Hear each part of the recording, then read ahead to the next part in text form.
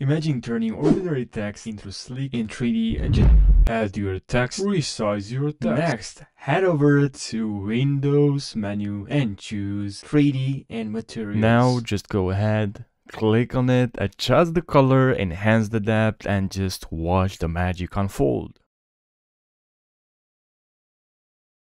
Now just import your image. And then what you're gonna have to do is just to click on use as a style reference. Now the style, you can decrease the style strength, the visual intensity, and then you can increase the strength for your reference, which is important. And then after that, you can, just choose the color, the tone, the lighting, the camera angle. And then let's click on generate.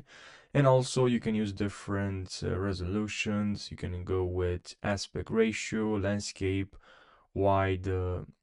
So you have some option to choose from. And then of course also you can change the prompt if you want different results.